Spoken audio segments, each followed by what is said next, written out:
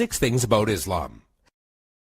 In the words of Swiss journalist and author Dr. Roger de Pasquier, the West, whether Christian or de-Christianized, has never really known Islam. Ever since they watched it appear on the world stage, Christians never ceased to insult and slander it in order to find justification for waging war on it. It has been subjected to grotesque distortions, the traces of which still injure the European mind. Even today, there are many Westerners from whom Islam can be reduced to 3 ideas: fanaticism, fatalism, and polygamy. Of course, there does exist a more cultivated public whose ideas about Islam are less deformed. There are still precious few who know that the word Islam signifies nothing other than submission to God. One symptom of the ignorance is the fact that the imagination of most Europeans, Allah refers to the divinity of the Muslims, not the God of the Christians and Jews. They are all surprised to hear, when one takes the trouble to explain things to them, that Allah means God, and that even Arab Christians know him by no other name. 6. Muslims and Jesus. Misconception: Muslims hate Jesus. There are many similarities between the historical reference of Christianity and Islam. Many people are amazed to find out that according to Muslim belief, Jesus is one of the greatest messengers of God. One cannot be a Muslim without believing the virgin birth and the many miracles of Jesus Christ. Jesus is also mentioned in many verses of the Quran and is often used as an example of good virtue and character. However, the main difference between Christianity and Islam is that the Muslims do not believe that Jesus was God. 5. Islamic Jihad. Misconception: Jihad means to fight for the sake of God. The true Arabic meaning of the word jihad is struggle. However, in Islam, it is often used to describe the striving in the way of God. There are many forms of jihad, but most important ones are jihad al-nafs, jihad against oneself, jihad bil-lisan, jihad by being vocal, jihad bil-yad, jihad by using action, and jihad bis-sayf, jihad by using the sword. Each jihad is ranked differently, and it was reported that Muhammad returned from a battle and said, "We have returned from the lesser jihad, going into battle, to the greater jihad, the struggle of the soul." This means that a Muslim struggling against himself and his soul is more important than the jihad of going into war. Another misconception is that only when a person dies in war does that person become a martyr. This is, however, false, and it is believed that anyone doing anything for the sake of God and is killed becomes a martyr. A person who dies while performing pilgrimage in Mecca, a woman who dies while giving birth, or even someone who dies in a car crash while he was on his way to the mosque are all considered martyrs. 4. Muslim savages. Misconception: Muslims are savages and barbaric during war. Quite the contrary. When it comes to the conduct of war, there are 8 rules that every Muslim army must obey. 1. Do not commit treachery. 2. Do not deviate from the right path. 3. Do not mutilate dead bodies. 4. Do not kill children. 5. Do not kill women. 6. Do not kill aged men. 7. Do not harm or burn trees. 8. Do not destroy buildings. During the Crusades, when Saladin defeated the Franks, he honored the defeated Frankish army and supplied them with food. And during the Third Crusade, when Saladin's enemy King Richard fell sick, Saladin sent him a gift of fruits and horses. 3. Women's rights.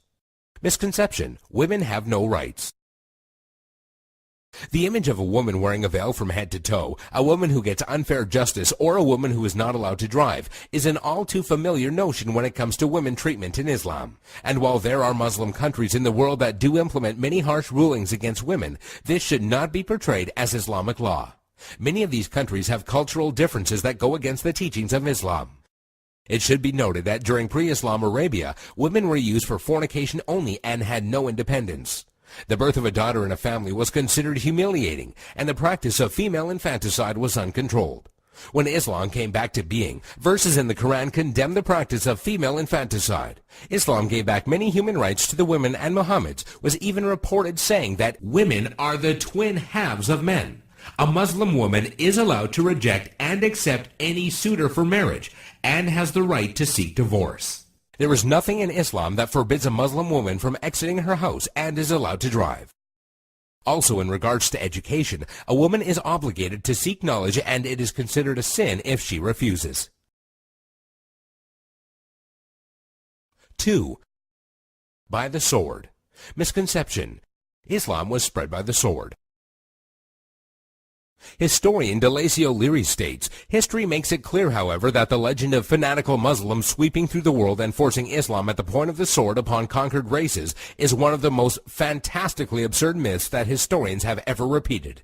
There is no record in history that shows people forced by sword point to convert to Islam. When Islam spread through countries, they would set up private churches and synagogues for the non-Muslims they were governing, and because of the good treatment they had received, they themselves would convert. If one considers the small number of Muslims who initially spread Islam to the West, all the way from Spain and Morocco into the East from India and China, one would realize that such a small group of people could not force others to be members of a religion against their will. It is also interesting to note that when the Mongols invaded and conquered large portions of the Islamic Empire, instead of destroying the religion, they adopted it.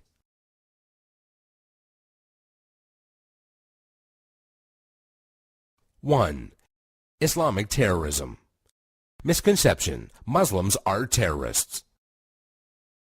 This is by far the biggest misconception of Islam, given unfairly by stereotyping and the public image that the media gives. Has anyone else noticed how when a specific group of people attack another group of people, it is labeled as a hate crime, but when a Muslim opens fire on anybody, it is quickly regarded as terrorism? Many political dictators and officials or extremist groups use the name of Islam as a strategy to garner followers and attention when many of their practices go against the true basis of Islam. The media has also portrayed Islam as a cult or a club where if you join you become a terrorist, and that is now part of your agenda. However, all over the world people practice Islam in the true form and use it as a way of life. There are many verses in the Quran that go against the idea of terrorism. Some of these verses include, "Fight the way of Allah, those that fight you, but do not transgress limits, for God does not love transgressors." This basically means do not fight except in self-defense, and even in doing so, do not go beyond defense.